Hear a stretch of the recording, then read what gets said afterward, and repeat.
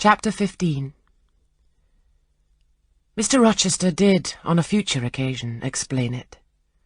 It was one afternoon, when he chanced to meet me and Adele in the grounds, and while she played with Pilot and her shuttlecock, he asked me to walk up and down a long beech avenue within sight of her.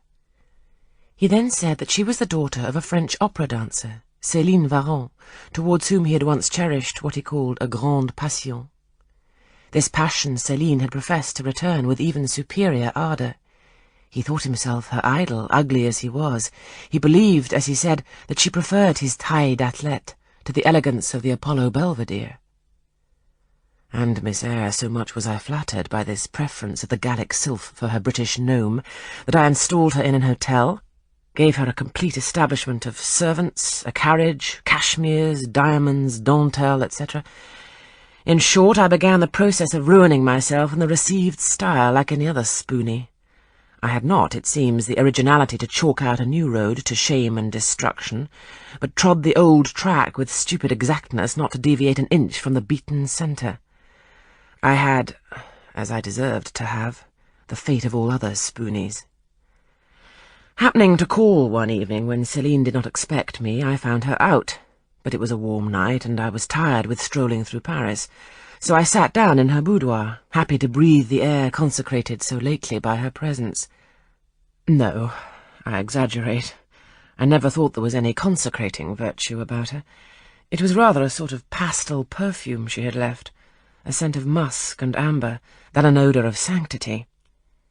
I was just beginning to stifle with the fumes of conservatory flowers and sprinkled essences, when I bethought myself to open the window and step out onto the balcony. It was moonlight and gaslight besides, and very still and serene. The balcony was furnished with a chair or two. I sat down and took out a cigar. I will take one now, if you will excuse me. Here ensued a pause, filled up by the producing and lighting of a cigar. Having placed it to his lips and breathed a trail of Havana incense on the freezing and sunless air, he went on. I liked bonbons, too, in those days, Miss Eyre, and I was croquant, overlook the barbarism, croquant chocolate comfits and smoking alternately, watching meantime the equipages that rolled along the fashionable streets towards the neighbouring opera house, when in an elegant close carriage drawn by a beautiful pair of English horses and distinctly seen in the brilliant city night, I recognised the voiture I had given Céline. She was returning. Of course my heart thumped with impatience against the iron rails I leant upon. The carriage stopped, as I had expected, at the hotel door. My flame, that is the very word for an opera inamorata, alighted. Though muffled in a cloak, an unnecessary encumbrance by the by on so warm a June evening, I knew her instantly by her little foot, seen peeping from the skirt of her dress as she skipped from the carriage step. Bending over the balcony, I was about to murmur "Mon ange," in a tone, of course, which should be audible to the ear of love alone, when a figure jumped from the carriage after her, cloaked also. But that was a spurred heel which had rung on the pavement, and that was a hatted head which now passed under the arched porte-cochere of the hotel. You never felt jealousy, did you, Miss Eyre? Of course not, I need not ask you, because you never felt love. You have both sentiments yet to experience. Your soul sleeps. The shock is yet to be given which shall waken it. You think all existence lapses in as quiet a flow as that in which your youth has hitherto slid away. Floating on with closed eyes and muffled ears, you neither see the rocks bristling not far off in the bed of the flood, nor hear the breakers boil at their base.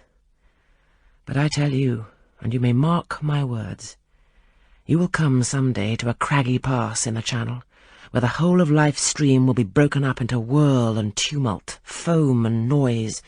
Either you will be dashed to atoms on crag points, or lifted up and borne on by some master wave into a calmer current, as I am now.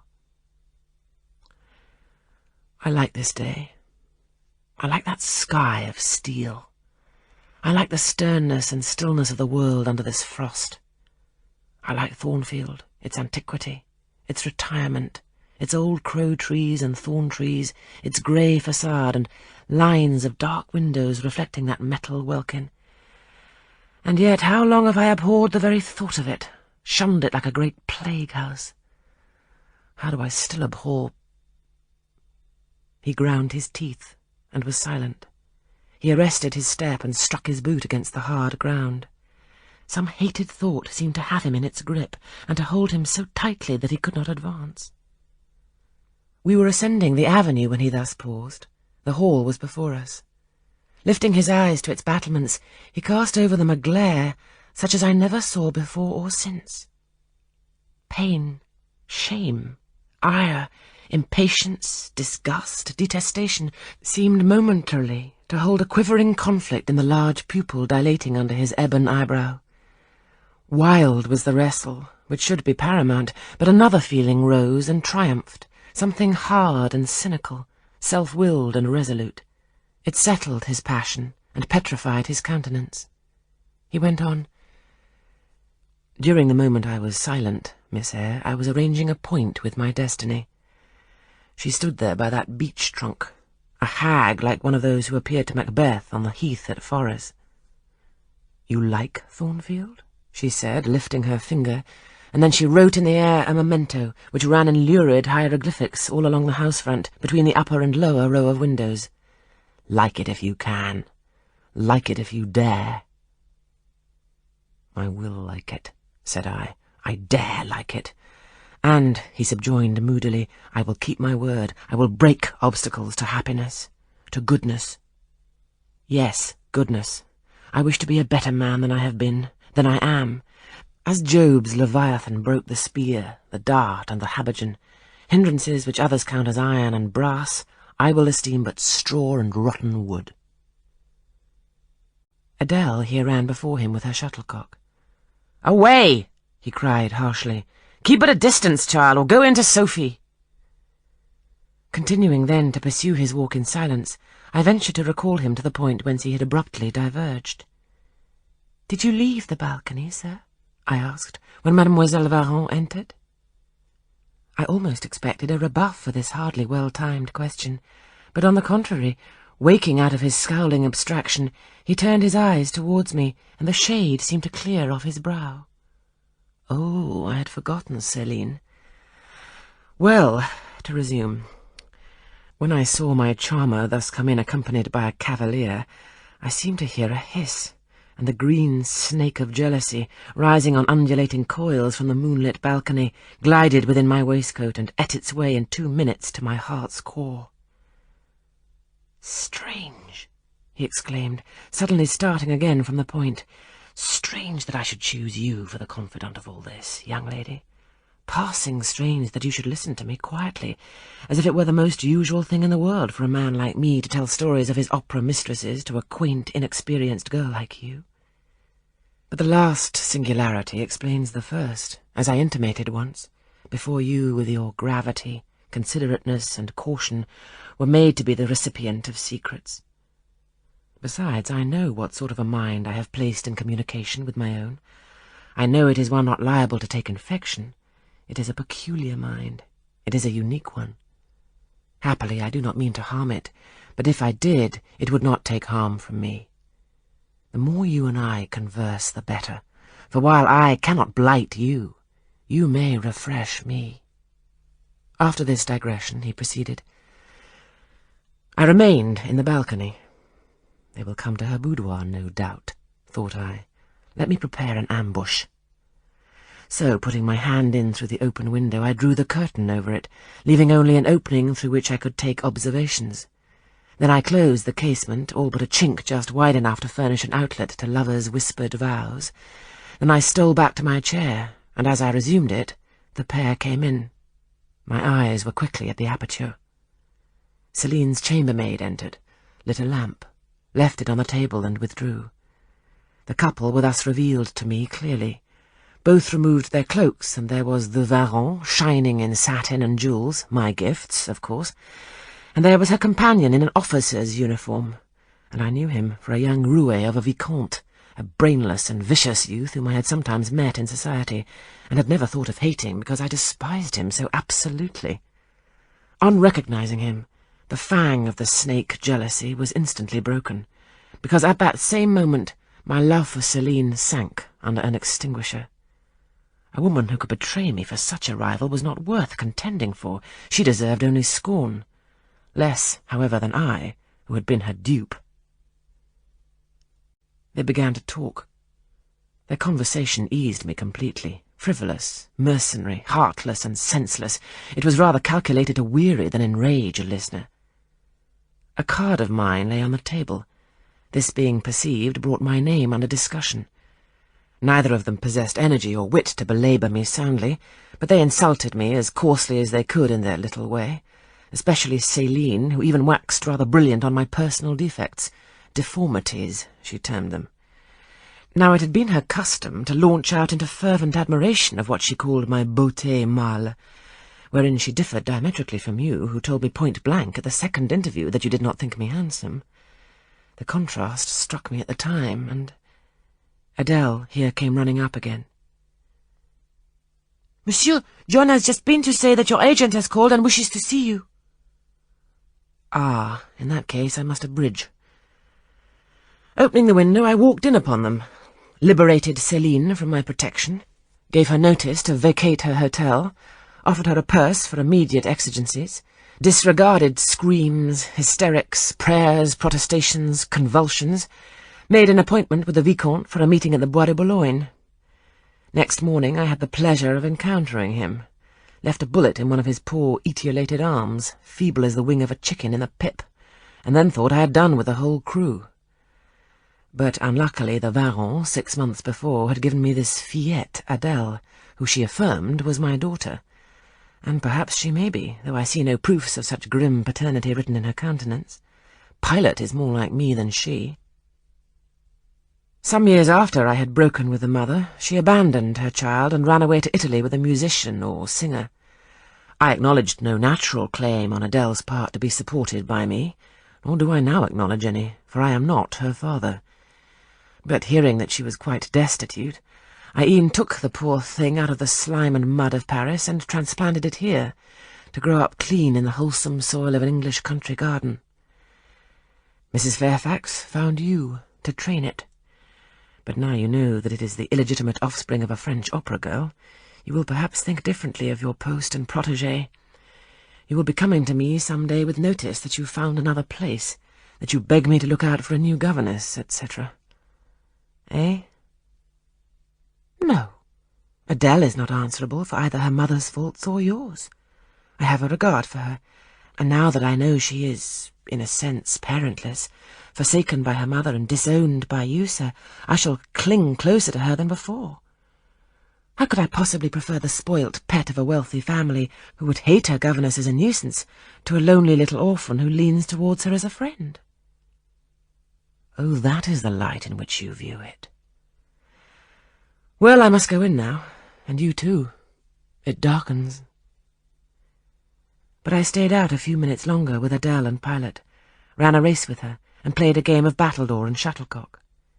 When we went in and I had removed her bonnet and coat, I took her on my knee, kept her there an hour, allowing her to prattle as she liked, not rebuking even some little freedoms and trivialities into which she was apt to stray when much noticed, and which betrayed in her a superficiality of character inherited probably from her mother, hardly congenial to an English mind. Still, she had her merits, and I was disposed to appreciate all that was good in her to the utmost. I sought in her countenance and features a likeness to Mr. Rochester, but found none. No trait, no turn of expression announced relationship. It was pity. If she could have been proved to resemble him, he would have thought more of her. It was not until after I had withdrawn to my own chamber for the night that I steadily reviewed the tale Mr. Rochester had told me. As he had said, there was probably nothing at all extraordinary in the substance of the narrative itself. A wealthy Englishman's passion for a French dancer and her treachery to him were everyday matters enough, no doubt, in society. But there was something decidedly strange in the paroxysm of emotion which had suddenly seized him when he was in the act of expressing the present contentment of his mood, and his newly revived pleasure in the old hall and its environs. I meditated wonderingly on this incident, but gradually quitting it, as I found it for the present inexplicable, I turned to the consideration of my master's manner to myself. The confidence he had thought fit to repose in me seemed a tribute to my discretion. I regarded and accepted it as such. His deportment had now for some weeks been more uniform towards me than at first. I never seemed in his way. He did not take fits of chilling hauteur. When he met me unexpectedly, the encounter seemed welcome. He always had a word and sometimes a smile for me. When summoned by formal invitation to his presence, I was honoured by a cordiality of reception that made me feel I really possessed the power to amuse him, and that these evening conferences were sought as much for his pleasure as for my benefit. I indeed talked comparatively little, but I heard him talk with relish. It was his nature to be communicative. He liked to open to a mind unacquainted with the world glimpses of its scenes and ways. I do not mean its corrupt scenes and wicked ways, but such as derived their interest from the great scale on which they were acted, the strange novelty by which they were characterized. And I had a keen delight in receiving the new ideas he offered, in imagining the new pictures he portrayed, and following him in thought through the new regions he disclosed, never startled or troubled by one noxious illusion. The ease of his manner freed me from painful restraint. The friendly frankness, as correct as cordial, with which he treated me, drew me to him. I felt at times as if he were my relation, rather than my master. Yet he was imperious sometimes still, but I did not mind that. I saw it was his way. So happy, so gratified did I become with this new interest added to life, that I ceased to pine after kindred. My thin crescent destiny seemed to enlarge, the blanks of existence were filled up, my bodily health improved, I gathered flesh and strength.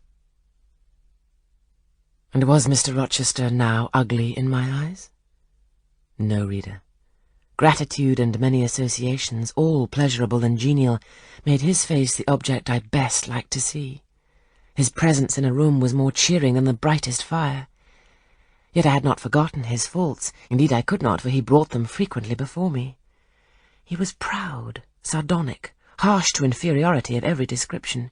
In my secret soul I knew that his great kindness to me was balanced by unjust severity to many others. He was moody, too, unaccountably so. I more than once, when sent for to read to him, found him sitting in his library alone, with his head bent on his folded arms, and when he looked up, a morose, almost a malignant scowl blackened his features. But I believe that his moodiness, his harshness, and his former faults of morality, I say former, for he now seemed corrected of them, had their source in some cruel cross of fate.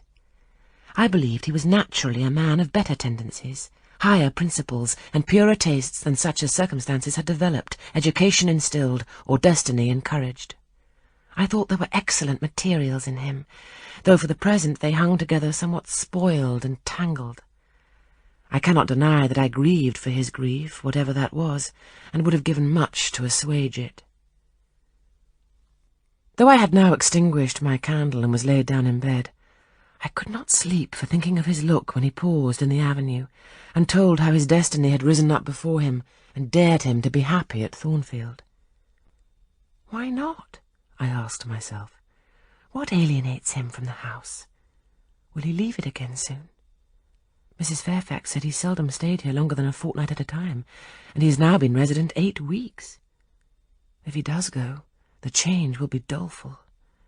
Suppose he should be absent spring, summer, and autumn. How joyless sunshine and fine days will seem. I hardly know whether I had slept or not after this musing. At any rate, I started wide awake on hearing a vague murmur, peculiar and lugubrious, which sounded, I thought, just above me. I wished I had kept my candle burning. The night was drearily dark. My spirits were depressed. I rose and sat up in bed, listening. The sound was hushed. I tried again to sleep, but my heart beat anxiously. My inward tranquillity was broken. The clock far down in the hall struck 2. Just then it seemed my chamber door was touched, as if fingers had swept the panels and groping away along the dark gallery outside. I said, "Who's there?" Nothing answered. I was chilled with fear. All at once I remembered that it might be Pilot, who, when the kitchen door chanced to be left open, not infrequently found his way up to the threshold of Mr. Rochester's chamber. I had seen him lying there myself in the mornings. The idea calmed me somewhat. I lay down. Silence composes the nerves, and as an unbroken hush now reigned again through the whole house, I began to feel the return of slumber. But it was not fated that I should sleep that night. A dream had scarcely approached my ear when it fled affrighted, scared by a marrow-freezing incident enough. This was a demoniac laugh, low, suppressed and deep, uttered as it seemed at the very keyhole of my chamber door.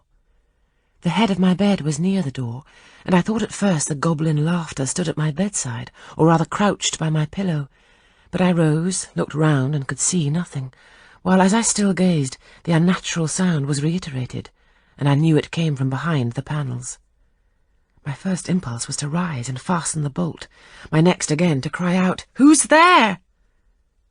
Something gurgled and moaned. Ere long, steps retreated up the gallery towards the third-story staircase. A door had lately been made to shut in that staircase. I heard it open and close, and all was still. Was that Grace Poole? And is she possessed with a devil? Thought I. Impossible now to remain longer by myself. I must go to Mrs. Fairfax. I hurried on my frock and a shawl. I withdrew the bolt and opened the door with a trembling hand. There was a candle burning just outside, and on the matting in the gallery. I was surprised at this circumstance, but still more was I amazed to perceive the air quite dim, as if filled with smoke, and while looking to the right hand and left to find whence these blue wreaths issued, I became further aware of a strong smell of burning. Something creaked. It was a door ajar, and that door was Mr. Rochester's, and the smoke rushed in a cloud from thence. I thought no more of Mrs. Fairfax, I thought no more of Grace Poole or the laugh. In an instant I was within the chamber. Tongues of flame darted round the bed. The curtains were on fire. In the midst of blaze and vapour, Mr. Rochester lay stretched motionless in deep sleep. "Wake! Wake!" I cried. I shook him, but he only murmured and turned. The smoke had stupefied him. Not a moment could be lost. The very sheets were kindling. I rushed to his basin and ewer. Fortunately, one was wide and the other deep, and both were filled with water. I heaved them up, deluged the bed and its occupant, flew back to my own room, brought my own water jug, baptized the couch afresh, and by God's aid succeeded in extinguishing the flames which were devouring it. The hiss of the quenched element, the breakage of the pitcher which I had flung from my hand when I had emptied it, and above all, the splash of the shower bath I had liberally bestowed, roused Mr. Rochester at last. Though it was now dark, I knew he was awake, because I heard him fulminating strange anathemas at finding himself lying in a pool of water. "Is there a flood?" he cried. "No, sir," I answered, "but there has been a fire. Get up, do. You're quenched now. I will fetch you a candle." "In the name of all the elves in Christendom, is that Jane Eyre?" he demanded. "What have you done with me, witch? Sorceress? Who's in the room besides you? Have you plotted to drown me?" "I will fetch you a candle, sir, and in heaven's name get up. Somebody has plotted something. You cannot too soon find out who and what it is." "There, I'm up now, but at your peril you fetch a candle yet. Wait 2 minutes till I get into some dry garments, if any dry there be. Yes, here's my dressing-gown. Now, run." I did run. I brought the candle which still remained in the gallery. He took it from my hand, held it up, and surveyed the bed, all blackened and scorched, the sheets drenched, the carpet round swimming in water. "What is it? And who did it?" he asked. I briefly related to him what had transpired, the strange laugh I had heard in the gallery, the step ascending to the third story, the smoke, the smell of fire which had conducted me to his room, in what state I had found matters there, and how I had deluged him with all the water I could lay hands on. He listened very gravely. His face, as I went on, expressed more concern than astonishment. He did not immediately speak when I had concluded. "Shall I call Mrs. Fairfax?" I asked. "Mrs. Fairfax? No. What the deuce would you call her for? What can she do? Let her sleep unmolested." "Then I will fetch Leah and wake John and his wife." "Not at all. Just be still. You have a shawl on. If you're not warm enough, you may take my cloak yonder. Wrap it about you, and sit down on the armchair. There, I will put it on. Now place your feet on the stool to keep them out of the wet. I'm going to leave you a few minutes. I shall take the candle. Remain where you are till I return. Be as still as a mouse. I must pay a visit to the 3rd story. Don't move, remember, or call anyone. He went. I watched the light withdraw. He passed up the gallery very softly, unclosed the staircase door with as little noise as possible, shut it after him, and the last ray vanished. I was left in total darkness. I listened for some noise, but heard nothing. A very long time elapsed. I grew weary. It was cold in spite of the cloak, and then I did not see the use of staying, as I was not to rouse the house. I was on the point of risking Mr. Rochester's displeasure by disobeying his orders, when the light once more gleamed dimly on the gallery wall, and I heard his unshod feet tread the matting. I hope it is he, thought I, and not something worse. He re-entered, pale and very gloomy. "I found it all out," said he, setting the candle down on the washstand. "It is as I thought." "How, sir?" He made no reply, but stood with his arms folded, looking on the ground. At the end of a few minutes, he inquired in a rather peculiar tone, "I forget whether you said you saw anything when you opened your chamber door." "No, sir, only the candlestick on the ground." "But you heard an odd laugh. You have heard that laugh before, I should think, or something like it?" "Yes, sir. There's a woman who sews here called Grace Poole. She laughs in that way. She is a singular person." "Just so. Grace Poole. You have guessed it. She is, as you say, singular. Very. Well, I shall reflect on the subject. Meantime, I am glad that you are the only person besides myself acquainted with the precise details of tonight's incident. You are no talking fool. Say nothing about it. I will account for this state of affairs," pointing to the bed. "And now return to your own room. I shall do very well on the sofa in the library for the rest of the night. It is near 4. In 2 hours the servants will be up."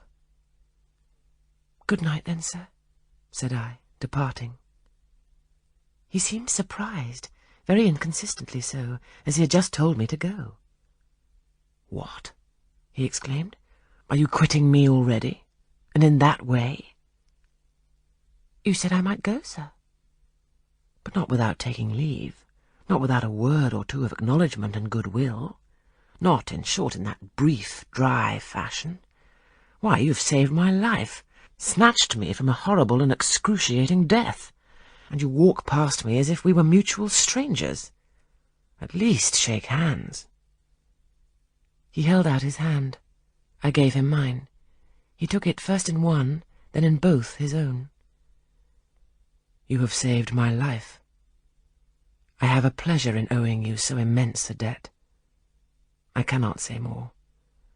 Nothing else that has being would have been tolerable to me in the character of creditor for such an obligation.